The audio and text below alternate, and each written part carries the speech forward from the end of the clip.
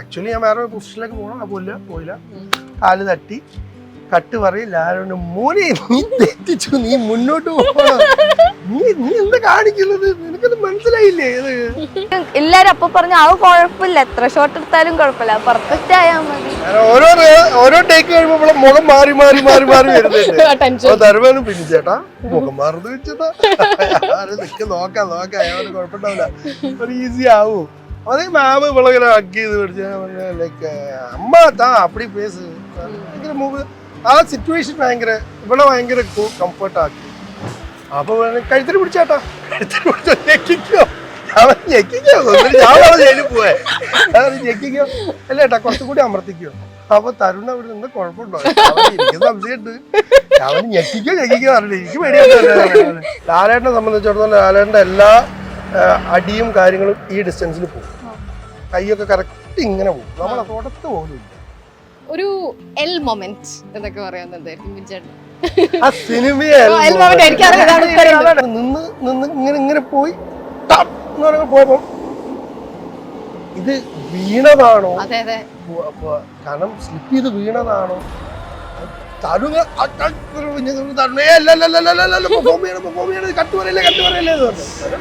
പുള്ളി പെർഫോം ചെയ്യായിരുന്നു.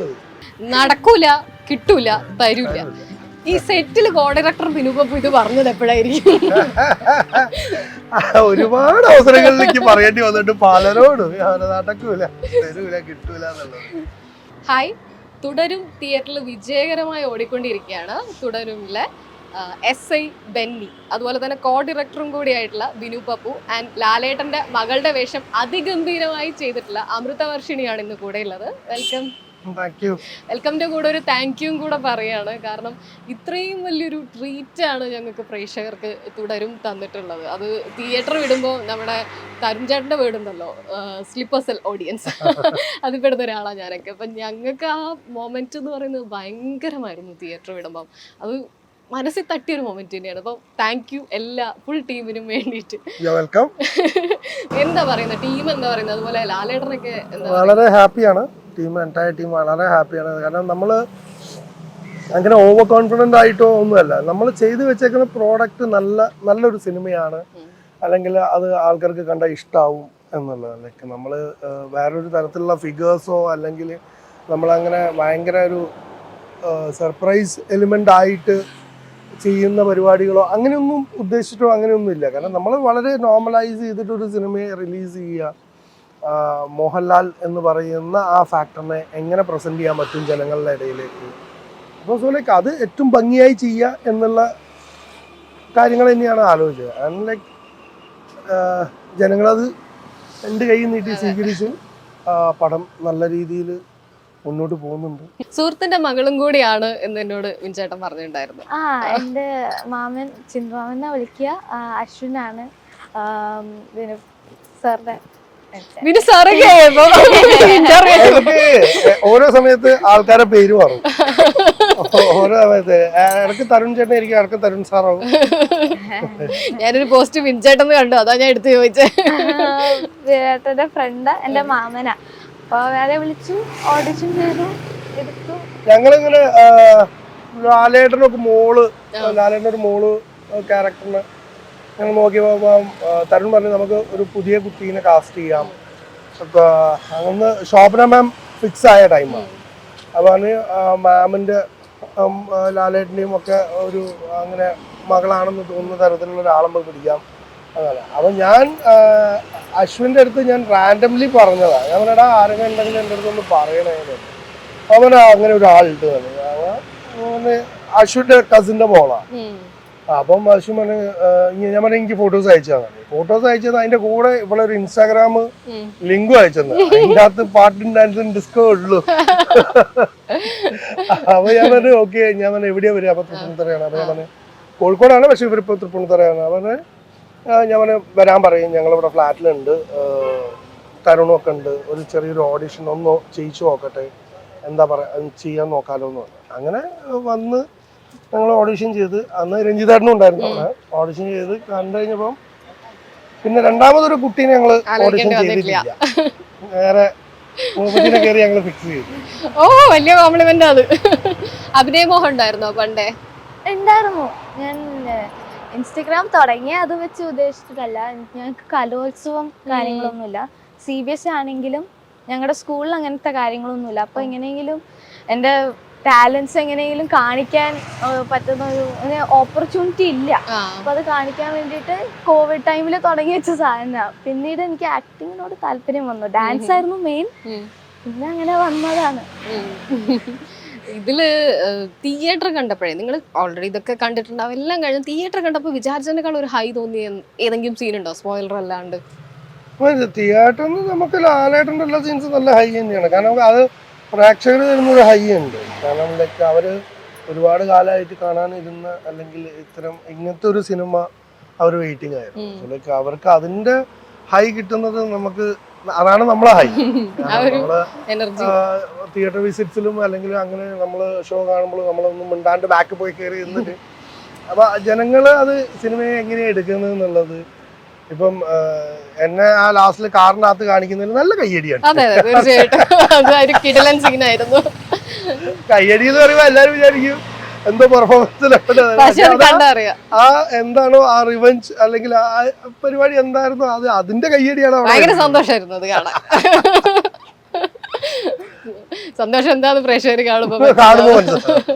അതുപോലെ തന്നെ ശോഭന ലാലേട്ടനെ കണ്ടിട്ട് മതിയായില്ല. എനിക്കൊന്നും അയ്യോ കുറച്ചുകൂടെ അവരുണ്ടായിരുന്നെങ്കിൽ എന്നാ തോന്നുന്നു. ഇപ്പൊ അതിനുവേണ്ടി നമ്മൾ ആ കൺമണി പൂവേലെ വിഷ്വൽസ് നിങ്ങൾ ഫുൾ ഇട്ടിട്ടില്ല, പക്ഷെ ആ ഫോട്ടോസ് വെച്ചിട്ട് നമ്മളിങ്ങനെ റിപ്പീറ്റ് ആ പാട്ട് കേട്ടോണ്ടിരിക്കുക. നിങ്ങൾക്ക് ശരിക്കും ഷൂട്ട് ചെയ്ത് മതിയായോ അവരെ? നമ്മളിത്രയും നല്ല ഷൂട്ട് ചെയ്ത പാട്ട് ഞങ്ങളാ അതാ നമുക്കറിയാം. കാരണം വെച്ചാല് അത്രത്തോടെ ആ പാട്ട് ഷൂട്ട് ചെയ്ത് വെച്ചിട്ടുണ്ട് തരുള്ളൂ. അയ്യോ അതൊക്കെ പുറത്തു വിടുവോ? ഒരുപാട് സീൻസ് ഷൂട്ട് ചെയ്തില്ല. അപ്പം ലാലേട്ടൻ ചില ദിവസങ്ങളിൽ മോനെ ഇന്നും സോങ് ആണ്, ലാലേട്ടൻ ഇന്നും സോങ് ആണ്. കാരണം നമ്മൾ ആ എന്താ പറയാ ഇവരുടെ ഫാമിലി അല്ലെങ്കിൽ ഇവരുടെ സറൗണ്ടിങ്സ്, ഇവരെങ്ങനെയാണ്, ഇവരാരൊക്കെ ആയിട്ടാണ് അസോസിയേറ്റഡ് എന്നുള്ളത് നമ്മൾ കാണിക്കുന്നത് ആ ഒരു സോങ്ങിലൂടെയാണ്. ഇവരുടെ പശ്ചാത്തലം നമ്മൾ പറഞ്ഞു പോകുന്നത്. അപ്പം സോ ലൈക്ക് അത് എല്ലാ തരത്തിലും എല്ലാ ഏരിയയിലും എസ്റ്റാബ്ലിഷ് ചെയ്ത് പോവുക. ഒരുപാട് ഷൂട്ട് ചെയ്തിട്ടുണ്ട് തരുന്നത്. എങ്ങനെയായിരുന്നു അതില് ഒരു ഫസ്റ്റ് സീൻ ഓർമ്മയൊക്കെ എന്താ ചേട്ടൻ? അവരുമായിട്ട് രണ്ടുപേരായിട്ടും ഞങ്ങള് വെരി ഫസ്റ്റ് ഡേ ഞങ്ങള് പൂജ കഴിഞ്ഞ് ഞങ്ങൾ ഓപ്പൺ ചെയ്ത ആ സാരി വലിക്കുന്ന ആ ഷോട്ടാണ്. അതാണ് ആ പടത്തിലെ വെരി ഫസ്റ്റ് ഷോട്ട്. അത് ഭയങ്കര ബ്യൂട്ടിഫുൾ ആയിട്ടുള്ള അത് ലാലേനെയും മാമനെയും വെച്ചിട്ട് തന്നെയാണ് ഞങ്ങള് സ്റ്റാർട്ട് ചെയ്തത് ആ സാരി വലിക്കുന്നത്. അപ്പം എല്ലാം ക്യാമറ വെച്ചു, എല്ലാം റെഡിയായി കൊണ്ടുവന്ന് നിർത്തിയത് മോഹൻലാൽ, ശോഭന. അയ്യോ അവൻ എന്താണ് ഞാനും തരുണും ആദ്യം സാരി ഇത് വലിച്ച്, പിന്നെ അത് മാമും ലാലേട്ടൻ അങ്ങോട്ട് ഏറ്റെടുത്ത്. ഞങ്ങൾ ഇങ്ങനെ ഇവിടെ ഇതാണ് പൊസിഷൻ, ഇങ്ങനെ സാരി വലിക്കുന്ന പരിപാടി എന്നൊക്കെ പറഞ്ഞപ്പോ പിന്നെ അത് അവരെടുത്ത് അത് അവരുടെ രീതിക്ക് അവരത് ശരിക്കും അല്ല അവര് കുറെ കാലത്തിന് ശേഷം ഒരു സെറ്റിൽ ഒന്നിക്കുന്നത്. ശരിക്കും അവരുടെ കെമിസ്ട്രി എങ്ങനെയായിരുന്നു? ഒരു പഴയ നമുക്ക് അല്ലെ പണ്ട് തൊട്ടുള്ളവർ പെട്ടെന്ന് ജോയിൻ ചെയ്യുന്ന അതേ ഇത് തന്നെയായിരുന്നോ? അതേ ഫീൽ തന്നെയായിരുന്നു. അവര് ഭയങ്കര കാഷ്വലി അവരുടെ ഡാൻസിനെ കുറിച്ചുള്ള സംസാരങ്ങള്, കാരണം ലാലേട്ടന്റെ മറ്റേ പെർഫോമൻസ് ഉണ്ടായിരുന്നല്ലോ സാൻസ്ക്രിറ്റ്, അതിനെ കുറിച്ചുള്ള സംസാരങ്ങൾ അവര് അങ്ങനെ ലോകത്തിലാണ്. ഇതില് ബെൻസേന്നാ വിളിക്കുന്നത്, എല്ലാരും വിളിക്കുന്ന പോലെ അച്ഛനെ വിളിക്കുന്നത്, ലാലേട്ടന്റെ ക്യാരക്ടറിനെ വിളിക്കുന്നത്. അത് ഭയങ്കര ഒരു കമ്പനിയുള്ള ഫാദർ ആയിട്ടാണ്, ഒരു ഡാഡിക്കൂളൊക്കെയാണ്. എങ്ങനെയാ അത്? എന്തായാലും ഒബ്വിയസ്ലി പേടി ഉണ്ടായിരിക്കും. ലാലേട്ടനെ കയറി അത്ര സ്വാതന്ത്ര്യത്തോടെ സംസാരിക്കാൻ നമ്മൾ ആദ്യ സിനിമയില്. അപ്പൊ അതെങ്ങനെ ഓവർകം ചെയ്തേ? നല്ല ടെൻഷൻ ഉണ്ടായിരുന്നു. ഞാൻ സ്റ്റാർട്ട് ചെയ്ത് തന്നെ ഭയങ്കര ടെൻഷനിലായിരുന്നു. പക്ഷെ സാറ് ഭയങ്കര ഫണ്ണിയായിരുന്നു. ഭയങ്കര ഫണ്ണിയെന്ന് വെച്ചാൽ ഞാനിങ്ങനെ ഇരിക്കുവാ വെറുതെ സെറ്റില്, ഒരു ചാടി വന്നിട്ട് അമൃതാ എന്ന് പറഞ്ഞിട്ട് ഞാൻ നോക്കി ശോഭന മാമിനെ കണ്ടോ, ശോഭന മാം കണ്ടല്ലോ പറഞ്ഞ നീ ഇങ്ങ് വാന്ന് പറഞ്ഞിട്ട് കൈ പിടിച്ച് മാമിന്റെ അടുത്ത് കൊണ്ടുപോയി. മാം സിറ്റ് ചെയ്യാറുന്ന് പറഞ്ഞു. എങ്ങനെയൊക്കെയോ ആണ്. ഞാനോട് പേടിച്ച് കുറച്ച് ഇങ്ങനെ ഒതുങ്ങി പമ്മിരിക്കുക. എന്റെ ഫസ്റ്റ് ഷോട്ട് ശോഭന മാമിന്റെ കൂടെ ആയിരുന്നു. അപ്പൊ എനിക്ക് നല്ല ടെൻഷൻ ഉണ്ടായിരുന്നു. എന്തായിരുന്നു അത്? ഏതെങ്കിലും നമുക്ക് പരിചയമുള്ള ട്രെയിലറിലൊക്കെ വന്നിട്ടുള്ളതാണോ? മറ്റേ ഇത് ചോദിക്കല്ലേ എന്തെങ്കിലും പറഞ്ഞോ,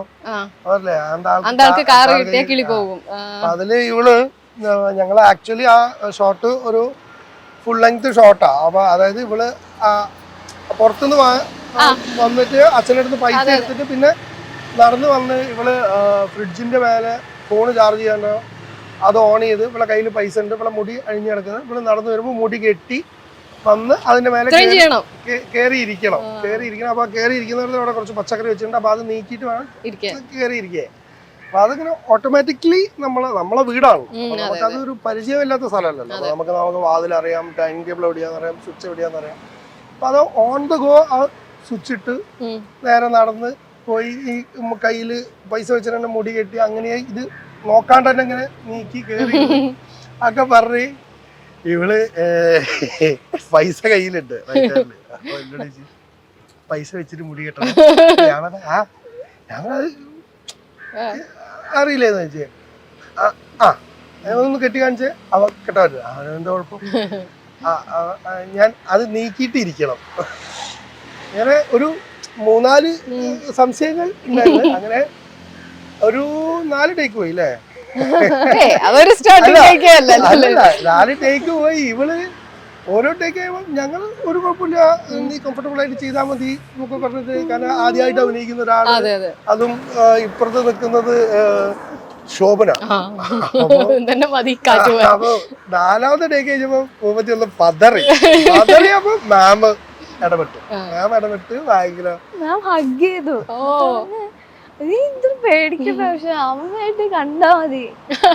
എല്ലാരും ഓടി വന്നിട്ട് ഇതെന്ത് ഇങ്ങനെ എന്നുള്ളൊരു എല്ലാരും അപ്പൊ പറഞ്ഞു അത് കുഴപ്പമില്ല, എത്ര ഷോട്ട് എടുത്താലും കുഴപ്പമില്ല, പെർഫെക്റ്റ് ആയാൽ മതി.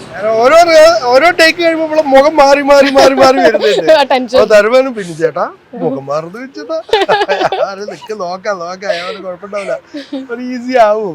അതേ മാമ് ഇവളിങ്ങനെ ഹഗ് ചെയ്ത് പിടിച്ച ലൈക്ക് അമ്മ താ അപ്പടി പേസ് ഭയങ്കര മൂവ്. ആ സിറ്റുവേഷൻ ഇവിടെ ഭയങ്കര കംഫർട്ട് ആക്കി. പിന്നെ അടുത്ത ടേക്ക് വരും. പിന്നെ ലൈക്ക് ഈസിലി വേഗം ട്രാക്ക് കയറി. ഇതില് ലാലേട്ടന്റെ മറ്റേ താടി ഡയലോഗ് ഉണ്ടല്ലോ, താടി ആർക്കാ പ്രശ്നം, അത് പറയുന്ന പോലെയാണ് ശരിക്കും വിൻചേട്ടന്റെ പോലീസ് സ്റ്റേഷൻ. ഞങ്ങളൊക്കെ 4 വർഷം മുമ്പേ വിൻചേട്ടനോട് ചോദിച്ചിരുന്ന ഒരു ചോദ്യമാണ് ഈ പോലീസ് സ്റ്റേഷൻ. ഒരു എല്ലാ ആംഗേഴ്സും ചോദിച്ചിട്ടുണ്ടാവും. ഇപ്പൊ വിൻചേട്ടൻ അതല്ല കോഴിക്കോട് ഭാഷ പറഞ്ഞ പോലെയാ, ആർക്കാണ്ടാ പ്രശ്നം ഞാൻ ഇനി പോലീസ് ചെയ്താല്.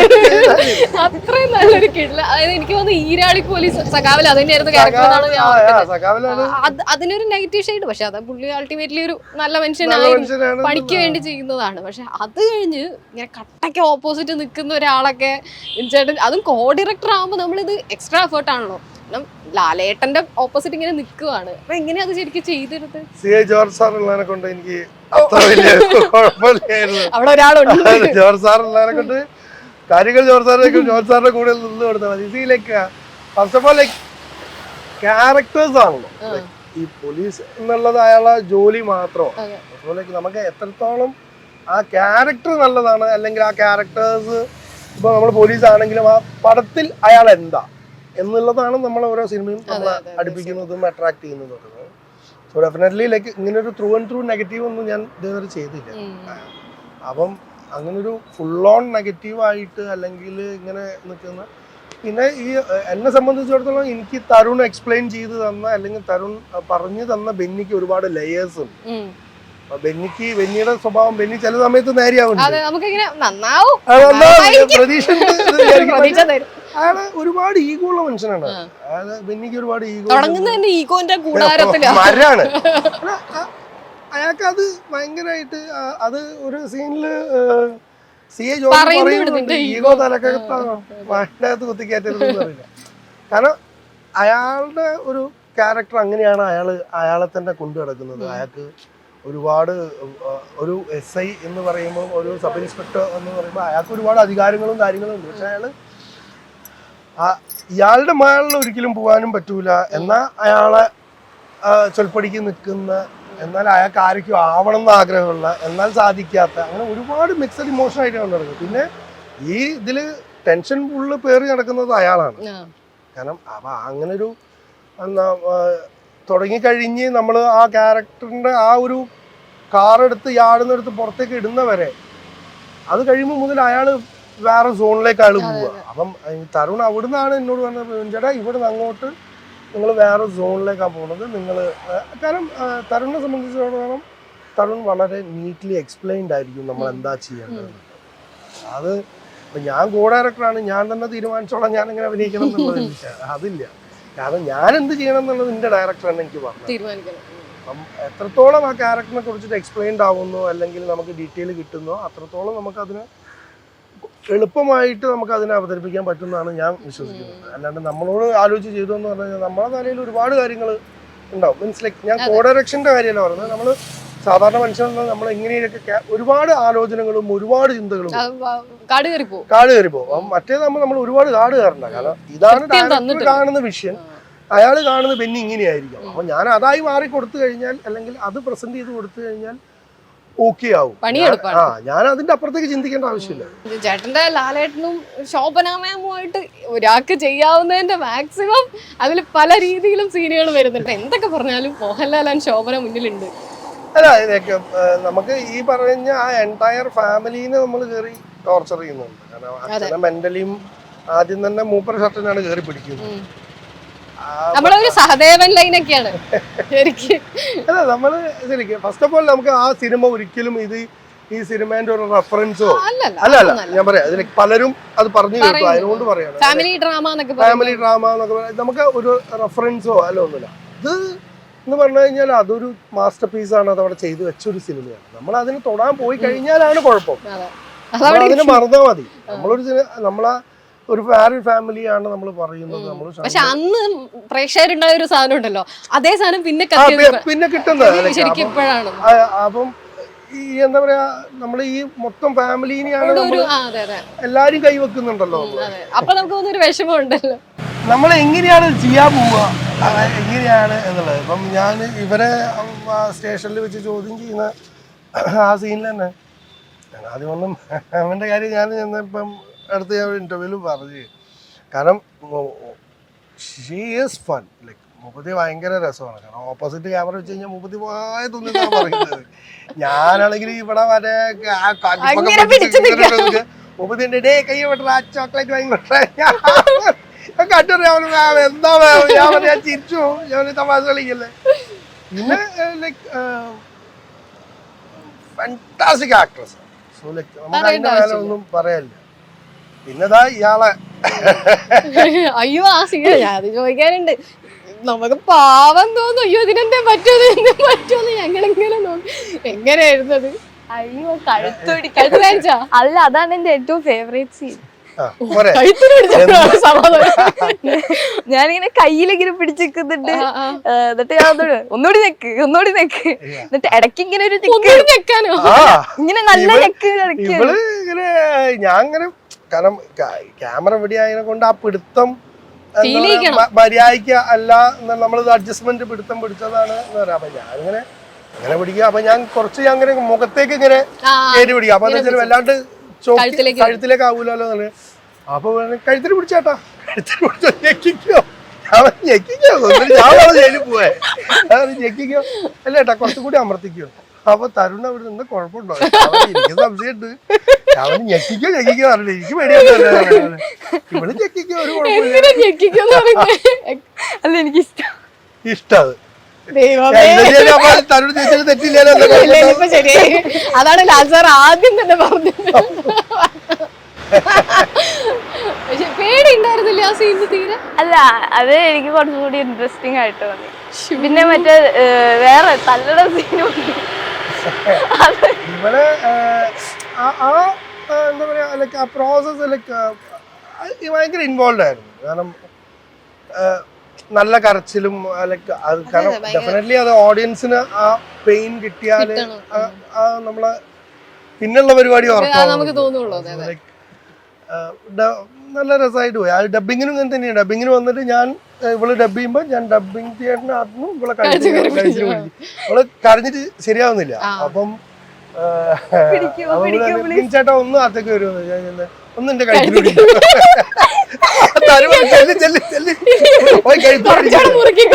അല്ല. അപ്പൊ ഇവള് ചോക്ക് ചെയ്തവര് ആ ഫുള്ള് നല്ല രസമായിട്ട് ഡബ് ചെയ്തു. പക്ഷെ ആദ്യത്തെ എക്സ്പീരിയൻസ് അല്ലേ ഡബ് ചെയ്യുന്നത്.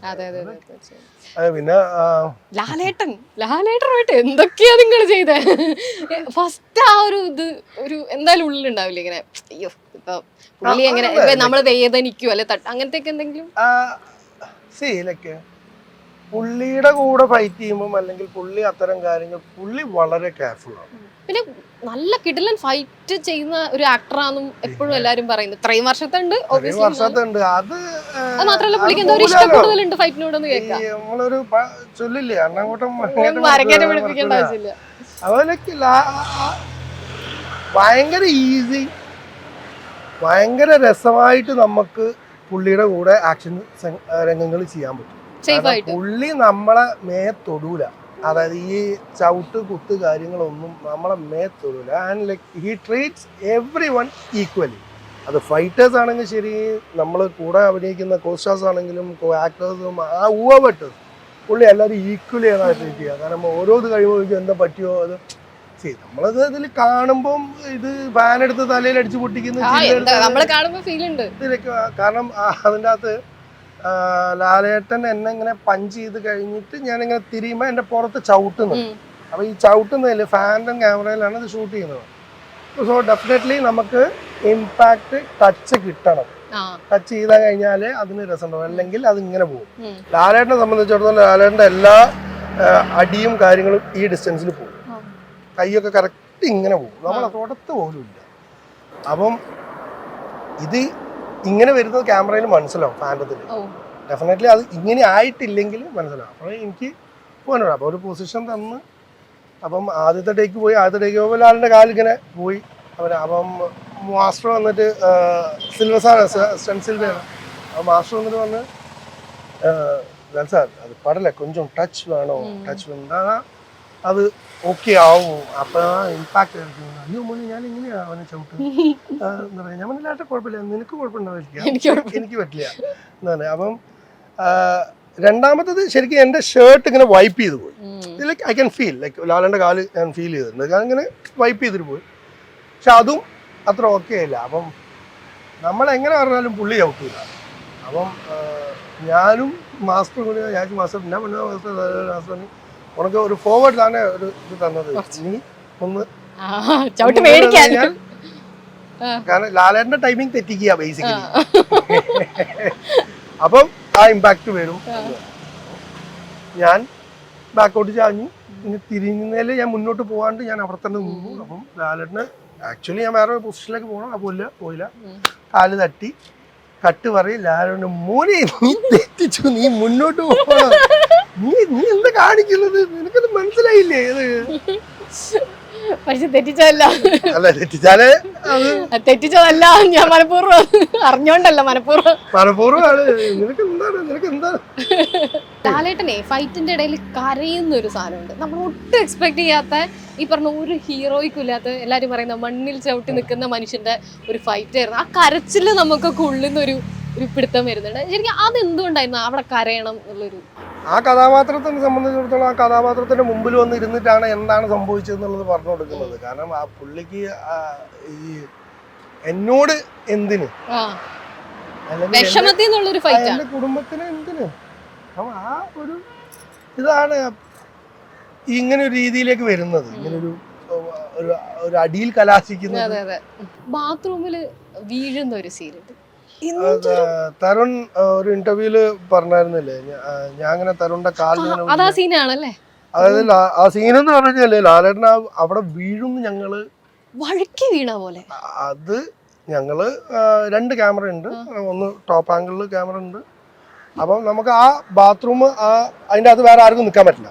അപ്പം സോ എല്ലാം സെറ്റ് ചെയ്ത് പുറത്ത് ബെഡ്റൂമിൽ 2 മോണിറ്റർ വെച്ച് തരുൺ ഇരിക്കുന്നുണ്ട്, ഞാൻ തരുണിന്റെ ബാക്കിൽ നിൽക്കുന്നുണ്ട്. എല്ലാം സൈലൻസ് കാര്യങ്ങളൊക്കെ നമ്മൾ ആ എൻറ്റയർ സീക്വൻസ് ലാലേട്ടൻ തരുൺ കട്ട് പറയുമ്പോഴേ ആ ഷോട്ട് കഴിയുള്ളൂ. അപ്പം നമ്മൾ ആ ആക്ടർ അങ്ങ് വിടുകയാണ് പെർഫോം ചെയ്യാൻ വേണ്ടി. പുള്ളി കരഞ്ഞു തുടങ്ങി. പുള്ളി അതിന്റെ മുന്നേ പുള്ളി അവിടെ നിന്ന് ഇങ്ങനെയൊക്കെ നോക്കുന്നുണ്ടായിരുന്നു. ഇങ്ങനെയൊക്കെ നോക്കുന്നുണ്ടായിരുന്നു. അത് കഴിഞ്ഞ് പുള്ളി കരച്ചിലൊക്കെ തുടങ്ങി. ഇങ്ങനെ പുള്ളി ഇങ്ങനെ നിന്ന് ഇങ്ങനെ പോയി ടപ്പ് എന്ന് പറഞ്ഞ പോയപ്പം ഇത് വീണതാണോ, കാരണം സ്ലിപ്പ് ചെയ്ത് വീണതാണോ, തരുങ്ങ പെർഫോം ചെയ്യണം കട്ട് പറയല്ലേ പുള്ളി പെർഫോം ചെയ്യായിരുന്നു. അപ്പോൾ അവിടെയുള്ള എല്ലാവരും ഇങ്ങനെ അത്രയും നേരം എല്ലാവരും ഇങ്ങനെ കണ്ടിരുന്നു. എല്ലാവരും ഇങ്ങനെ ഈ അടിപൊളി എല്ലാരും ചെട്ടി പിടിക്കാനുള്ളൊരു ഒട്ടത് അത് പ്രേക്ഷകനും അങ്ങനെ തന്നെയായിരുന്നു. അയ്യോ ഇത് ശരിക്കും വഴിക്ക് വീണതാണോ? ആക്ച്വലി അത് എങ്ങനെ അങ്ങനെ അങ്ങനെ റിസ്ക് ഉള്ള ഒരു സാധനമാണ്. എന്തൊക്കെ അത്ര ചെറിയ ബാത്റൂമാണത്. നമുക്ക് ആക്ടർ കണ്ടിന്യൂറ്റി ആലോചിക്കാൻ അങ്ങനെ പലതും തലക്കൂടെ വരാവുന്ന ഒരു സീനല്ലേ. അത് ഭയങ്കര ഒരു കിടിലൻ സീനായിരുന്നു. എന്താ ഒരു ഫേവറേറ്റ് സീൻ മെമ്മറി ഒക്കെ ഉള്ളത്? ലാലേട്ടന്റെ കൂടെയോ ശൗന മാമിന്റെ കൂടെയോ? അങ്ങനെ പറയുകയാണെങ്കിൽ ഞാൻ പറഞ്ഞില്ലേ എസ്.ഐ. ബെന്നിന്റെ കൂടെയോ? എന്നാ ലാലേട്ടന്റെ കൂടെ ലാലേട്ടൻ സാറിന്റെ കൂടെ ഒരു ഡിലീറ്റഡ് സീൻ ഉണ്ടായിരുന്നു. അത് നല്ല ട്രെയിലറിലുണ്ടായിരുന്നു. എത്ര മഹാന്മാരുടെ ചന്തി പതിഞ്ഞ കാറത്. ആ ഒരു അച്ഛനും മോളും നമ്മളുടെ ഒരു സീക്വൻസ് ഉണ്ടായിരുന്നു. അത് കട്ട് ചെയ്ത് പോയി. അത് എന്താ ചില ലെങ്ത്തിന്റെ ഒരു ഇതിനെ കൊണ്ട് നമ്മളത് തൂക്കേണ്ടി വന്നു. അപ്പം ആ ഒരു ഇതല്ലേ അത് ഇവർ രണ്ടാളും മാത്രമാണ്. അവര് കാറിൽ യാത്ര ഇപ്പോൾ സ്കൂളിൽ കൊണ്ടുവിടാൻ വേണ്ടി പോകുമ്പോ ഈ കുണുകുണുവിന്റെ കണ്ടിന്യൂഷൻ ഇനി അത് എന്തിനാ കുണുകുണുന്നുള്ള അതിന്റെ കണ്ടിന്യൂഷൻ ഇനി ഇവളെ ഉപദേശിക്കാൻ മുമ്പ് കാറിൽ ഒറ്റക്ക് ഉപദേശിക്കുന്നത്. അപ്പന ഓളച്ഛനെ ഉപദേശിച്ചിട്ട് ഇറങ്ങി പോന്നി. അത് കാണണം. ഞങ്ങക്ക് ഡിലീറ്റഡ് സീനിൽ ഇട്ടാ മതി. നടക്കൂല, കിട്ടൂല, തരൂല. ഈ സെറ്റില് കോ ഡയറക്ടർ ബിനുപപ്പു ഇത് പറഞ്ഞത് എപ്പോഴായിരിക്കും? ഒരുപാട് അവസരങ്ങളിലേക്ക് പറയേണ്ടി വന്നിട്ട് പലരോടും നടക്കൂല, തരൂല, കിട്ടൂല എന്നുള്ളത്. കാരണം അങ്ങനെ നിന്നില്ലെങ്കിൽ നമുക്ക് ടെക്നീഷ്യൻ നമ്മളെ അടുത്ത് തരുന്ന ഉത്തരവാദിത്വം കുറച്ച് വലുതാണ്. എൻറ്റയർ സെറ്റ് നടക്കുന്നത് നമ്മുടെ ചാർട്ടിലാണ് ഈ പരിപാടി മൊത്തം നടക്കുന്നത്. അതുപോലെ അത് ഒരു വലിയ റെസ്പോൺസിബിലിറ്റി തന്നെയായിരുന്നു. കാരണം ഇത്രയും വലിയൊരാളെ വെച്ചിട്ട് നമ്മളൊരു സിനിമ ചെയ്യുന്നു. സോ ലൈക്ക് അത് ഇങ്ങനെ ഒരുപാട് നീണ്ടു പോവാണ്ടും അല്ലെങ്കിൽ അത് കൃത്യമായി ഇത്ര ദിവസങ്ങൾ. കാരണം ഞങ്ങൾ ഷൂട്ട് തുടങ്ങുന്ന ദിവസങ്ങളിൽ നല്ല ഉഷ്ണമായിരുന്നു, ഏപ്രിലായിരുന്നു. പിന്നെ അത് കണ്ടിന്യൂ ചെയ്ത് പോയപ്പം മെയ്യിലേക്ക് എത്തിയ മഴ വന്നു. നമുക്ക് പല സീനുകളിലും മഴ വേണം, ചിലതിന് വേണ്ട. അവിടെയൊക്കെ മഴ പെയ്യും, കൃത്യമായി മഴ പെയ്യും. ഒരുപാട് അങ്ങനെ വെയിറ്റ് ചെയ്ത് നിന്നിട്ടുണ്ട്. ചില സീനുകൾ തരുൺ ഓക്കെ ഇത് നമുക്ക് മഴയാക്കാമെന്ന് പറഞ്ഞിട്ടുണ്ട്. അങ്ങനെ കുറെ കോംപ്രമൈസ് ചെയ്യേണ്ടി വന്നിട്ടുണ്ട്. ആ സമയത്ത് ലാലേട്ടൻ ബിഗ് ബോസിന് പോയി വരുന്ന ടൈമാണ്. അപ്പോൾ ലാലേട്ടൻ ഒരു 4.5 ദിവസമാണ് ആക്ച്വലി ഞങ്ങൾക്കൊരു വീക്കിൽ ലാലേട്ടനെ കിട്ടുക. അപ്പോൾ ചാർട്ട് അങ്ങനെ അതിന് ഒപ്പമായിരിക്കണം. മറ്റ് ആർട്ടിസ്റ്റുകളുടെ ഡേറ്റ് ഉണ്ട്. അപ്പം സോ ലൈക്ക് ഒരു വലിയ റെസ്പോൺസിബിലിറ്റിയാണ് ഞങ്ങളുടെ ടീമിനുള്ളത്. സോ ലൈക്ക് ഞങ്ങൾക്കത് നല്ല രീതിയിൽ എക്സിക്യൂട്ട് ചെയ്യണം. അതിന് സാധിച്ചു. ലൈക്ക് പ്രൊഡക്ഷൻ എന്ന് പറയുന്ന ഈ രജപുത്ര എന്ന് പറയുന്ന കമ്പനി ലൈക്ക് ഞങ്ങളെ കൂടെ നിന്നു. സോ ലൈക്ക് പ്രൊഡ്യൂസർ രഞ്ജിത് ചേട്ടനാണെങ്കിലും കൺട്രോളർ ഡിക്സൺ ചേട്ടനാണെങ്കിലും ഒരു നമ്മളെ കൂടെ തന്നെ ഉണ്ടായിരുന്നു. ഒരു എനി ഹെൽപ്പ് ലൈക്ക് അങ്ങനെ നമ്മളെ നമുക്ക് അത്തരം ഒരു പ്രഷർ ഫീൽ ചെയ്തിട്ടുണ്ട്. അവർ നമ്മൾ ഒരു രീതിയിലും പ്രഷറൈസ് ചെയ്യുക അല്ലെങ്കിൽ ലൈക്ക് മറ്റുള്ളവർ പ്രഷർ ചെയ്യുന്നല്ല. ഞാൻ ഇത്രയും വലിയൊരാളെ പറയുമ്പോൾ ഡെഫിനറ്റ്ലി ആ പ്രഷർ അവിടെ എക്സിസ്റ്റിംഗ് ആണ്. നമ്മൾ അതിനെങ്ങനെ ഓവർകം ചെയ്ത് പോവുക, നമ്മൾ അതിനെ എങ്ങനെ ടാക്കിൾ ചെയ്ത് പോവുക എന്നുള്ളതാണ്. പ്രഷർ ഇസ് ദേ. പക്ഷെ നമുക്ക് അവരത് നമ്മളെ ഒരു തരത്തിലും എവിഡൻ്റ് ആക്കി തരികയോ ഒന്നുമില്ല. തരുൺ എന്ന് പറഞ്ഞ ആളെ മാക്സിമം കംഫർട്ടബിൾ ആക്കുക, അയാളെ വിഷനിലൂടെ എല്ലാവരും ട്രാവൽ ചെയ്യുക. തരുണിന്റെ കഴിഞ്ഞ 2 സിനിമയിലും തരുൺ അത് തുടങ്ങുമ്പോൾ തന്നെ അല്ലെങ്കിൽ എല്ലാ ദിവസവും തുടങ്ങുമ്പോൾ തന്നെ തരുൺ അത് വെൽ എക്സ്പ്ലെയിൻഡ് ആണ്. കാരണം തരുൺ എങ്ങനെയാണോ തുടരത്തിന് കണ്ടത് നമ്മളെല്ലാരും അങ്ങനെ കണ്ടു കഴിഞ്ഞാലേ അങ്ങനെ വരുള്ളൂ. എല്ലാവരും 100% കൊടുത്തു കഴിഞ്ഞാലേ ഒരു സിനിമ സക്സസ് ആവുള്ളൂ. ആരും കൂടെ ഒരു മോശം സിനിമ ചെയ്യാൻ നോക്കുന്നില്ല. സോ ഒരു എൽ മൊമെന്റ് എന്നൊക്കെ പറയാൻ എന്തായിരിക്കും ആ സിനിമയെ നമുക്ക് ആ മൊത്തം ഞങ്ങളുടെ 102 ദിവസമാണ് ഞങ്ങൾ ആലോചന. അതിൽ ഒരു 90 ദിവസങ്ങളിൽ ആരുടെ ഞങ്ങളെ കൂടെ ഉണ്ട്. ഒരു 90 ഡേയ്സ് ഉണ്ട്. ഈ 90 ഡേയ്സും അത് പോരെ, എൽ മൊമെന്റ് ആണ്. 90 ഡേയ്സ് ഞങ്ങളിൽ ഒരാളായിട്ടാണ് പുള്ളി നിന്നത്. ലൈക്ക് ലാലേട്ട നാളെ മോനെ ഞാൻ എത്ര മണിക്ക് വരണം? ലാലേട്ട നാളെ ഒരു 8:30 എത്തണം. എന്താ മോനെ നമ്മൾ രാവിലെ എടുക്കുന്നത് ഇതാണ് ലാലേട്ട. ഓക്കെ മോനെ, അപ്പം അങ്ങനെയാണെങ്കിൽ ഞാൻ എൻ്റെ വർക്കൗട്ട് കഴിഞ്ഞിട്ട് ഞാനൊരു 9 മണിക്ക് എത്തിക്കോട്ടെ, കുഴപ്പമുണ്ടോ? അല്ലെങ്കിൽ 8:30 എന്നെ വരണോ? ഞാൻ പറഞ്ഞില്ല കുഴപ്പമില്ല. നമ്മളെപ്പോഴും ബഫർ ചെയ്തിട്ടാണ് ടൈം പറയാം. അപ്പോൾ അവൻ 9 മണിക്ക്. അങ്ങനെയാണെങ്കിൽ ഞാൻ കഴിച്ചാൽ ഞാൻ റൂമിൽ നിന്ന് കോസ്റ്റ്യൂം ഇട്ട് സെറ്റ് റെഡി ആയിട്ട് നേരെ വന്നേക്കുന്നത്. ആ വരുത്ത് പുള്ളി ക്യാരവനിൽ വരെ കയറില്ല. വണ്ടി നേരെ വരുന്ന ക്യാമറ എവിടെയാണോ വെറുതേക്കുന്നത് പുള്ളി അവിടെ വരും, നേരെ നടന്നങ്ങ് വരും, ഞാൻ റെഡിയാണ്. അപ്പം നമുക്ക് അങ്ങനെ ഒരാൾ നമ്മളെ കൂടെ ഉണ്ടാകുമ്പോൾ ഞാൻ ഇതിന്റെ മുന്നേ പറഞ്ഞിട്ടുണ്ട്, നമ്മളെങ്ങനെയാണോ പുള്ളി അങ്ങനെ വാങ്ങും. നമുക്കനുസരിച്ച് അത് ഞാൻ ചോദിക്കാൻ വിചാരിച്ചു. അതായത് സാധാരണക്കാരനായി ലാലേട്ടനെ മാറ്റുന്നത് ഒരു മാറ്റി ആര് പറ്റുന്നു അങ്ങനെ ഒരു വിഷയമേ അവിടെ വരുന്നില്ലല്ലേ? അതായത് ഇപ്പൊ എല്ലാരും ഇങ്ങനെ ഇപ്പൊ സാധാരണക്കാരൻ ലാലേട്ടനെ കണ്ടില്ല, നമുക്കറിയാലോ ഇവിടെ ഉണ്ടായിരുന്ന വിമർശനങ്ങൾ. ലാലേട്ടൻ സാധാരണക്കാരനാണ്. ആ പുള്ളി ആ പ്രോസസ് വളരെ ടഫ് എന്ന് പറയുന്നത് തന്നെയല്ലേ? പുള്ളി സാധാരണക്കാരനാണ്. പുള്ളി സാധാരണക്കാരനല്ലാന്ന് ആരാ പറഞ്ഞത്? അസാധാരണമായ സാധാരണക്കാരൻ. ഭീകര ആക്ടറുമാണ്. സോ ലൈക്ക് പുള്ളിയെ അങ്ങനെ നമ്മൾ കൊണ്ടുവന്നിട്ട് സാധാരണക്കാരനാക്കാൻ വേണ്ടിയിട്ട് പുള്ളിനെ സാധാരണക്കാരെ കൂടെ കൊണ്ടുപോയി നിർത്തുക, അതൊന്നും ചെയ്യാൻ. കാരണം പുള്ളി സാധാരണക്കാരനാണ്. ഇത്രയും വലിയൊരു ആക്ടർ ആയതിന്റെ അതിന്റെ ഒരു ആൾക്കാർ പുള്ളിയുടെ അടുത്തേക്ക് അട്രാക്റ്റഡ് ആവുന്നതിനെ കൊണ്ട് മാത്രമാണ് നമ്മൾ ഈ ഒരു റെസ്ട്രിക്ഷനും കാര്യങ്ങളൊക്കെ ഉണ്ട്. അയ്യോ ചേട്ടാ ചേട്ടാ ചേട്ടാ ചേട്ടാ കെയർ ചെയ്ത് കൊണ്ടുപോകുന്നത്. ഇനിയും ആവശ്യമുണ്ട്. അപ്പൊ അത് ആ മുണ്ടും ആ ടീഷർട്ടും ഇട്ട് കഴിഞ്ഞാൽ പുള്ളി ഷൺമുഖനാണ്. ആ പ്രോസസ് ഭയങ്കര ഈസിയാണ്.